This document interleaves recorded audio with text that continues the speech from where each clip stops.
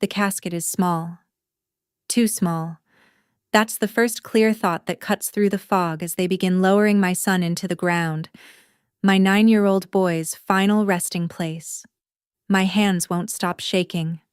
I press them against my black dress, lace my fingers together until my knuckles burn white, even shove them deep into my coat pockets. Nothing works. The tears don't stop either. They fall in quiet, endless streams, and I don't even bother wiping them away anymore. My stomach twists with every mechanical click of the pulley lowering the casket, and my knees feel like they might give out at any second. The cemetery worker glances at me gently, waiting for some signal that I'm ready. I'm not. I will never be ready.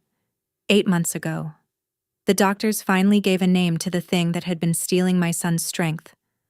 A rare blood disorder, they said, as if putting a label on it would make it less terrifying. But my son Liam, he took it better than I did. His small face was serious, determined. As the doctor explained the treatments, "Will it hurt?" he asked, his voice steady.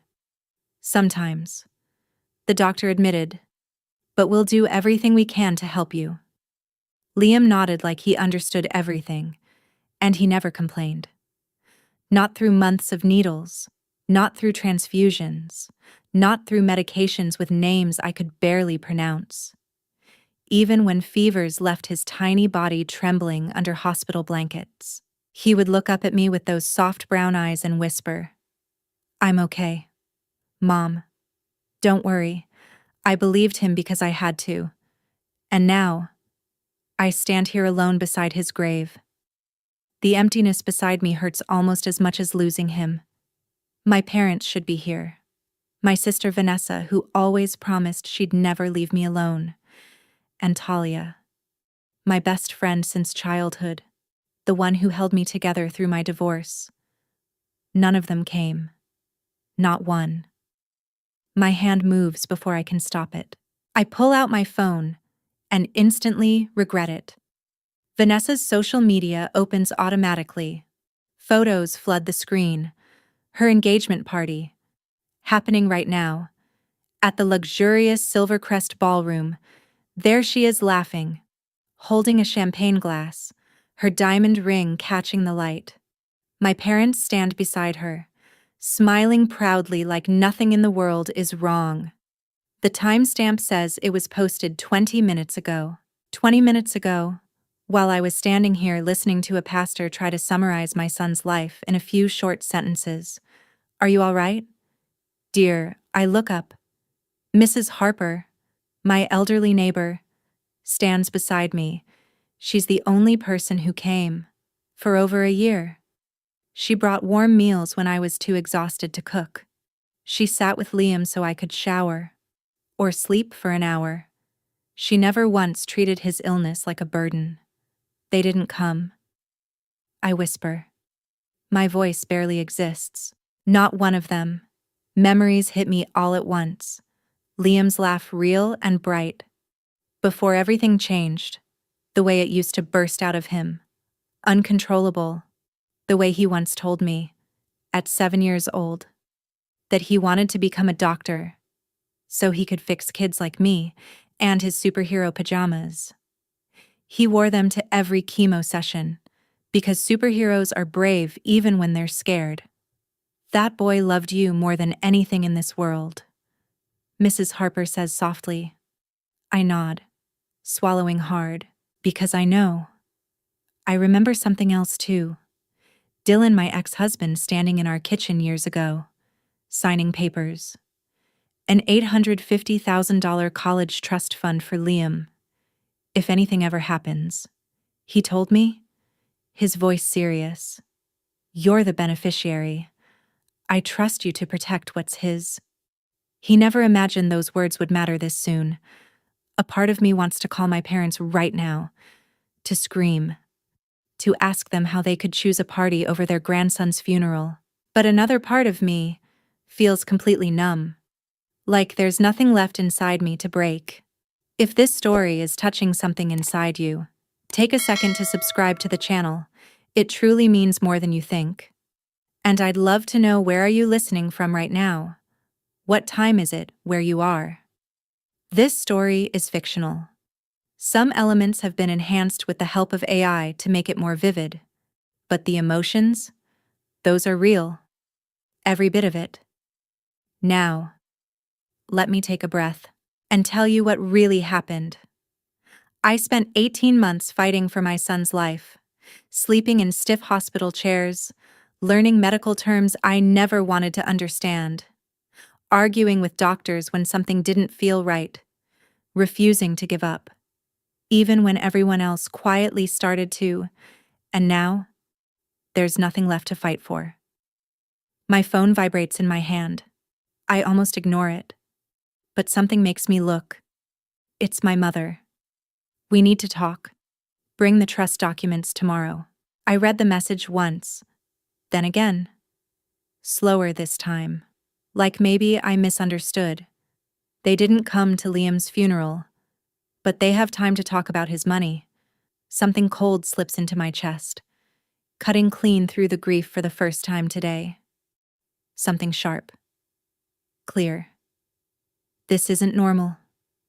I type back with trembling fingers. I'm burying my son today. I'm not discussing paperwork right now. The reply comes almost instantly. Don't be dramatic. Ember. This is important for the whole family. The whole family. The same family that couldn't spare 2 hours to say goodbye to Liam. That's when it hits me. This was never just about grief. This is about the last thing I have left of my son. His future. His dreams. Everything he was supposed to become. And suddenly, I see it clearly. I'm alone in this. My parents, my sister Vanessa, even Talia, they're together, coordinated, moving while I was drowning in hospital rooms and sleepless nights. How long have they been planning this? What is it? Dear Mrs. Harper asks softly. I hand her my phone. I watch her expression change as she reads. The warmth in her eyes hardens into something else. Oh no, she murmurs. They can't possibly mean I turn the phone off before she can finish. Whatever they want. It can wait. This moment belongs to Liam. I won't let them take that from me too. Mrs. Harper squeezes my shoulder gently. You're not alone. Ember. I'm right here. The cemetery worker approaches again. Hesitant. I'm sorry, he says quietly. We need to finish the service. I look at the casket. It's still there, suspended above the open earth.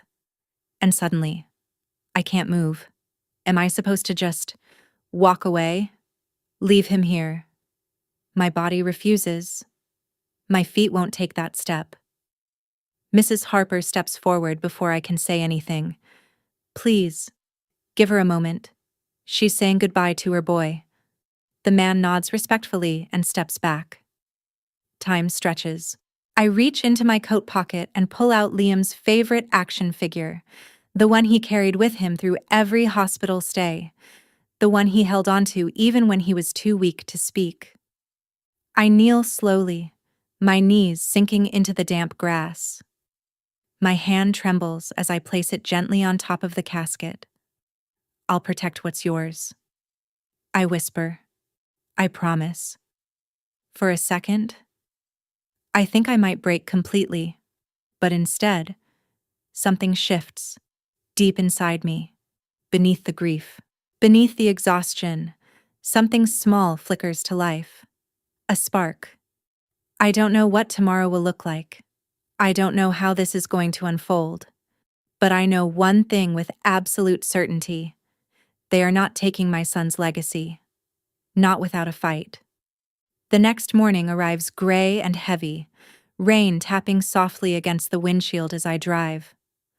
Oak Ridge Heights comes into view slowly, the familiar streets feeling colder than I remember. My parents' house stands at the end of the block, pristine and untouched, like nothing in the world has changed.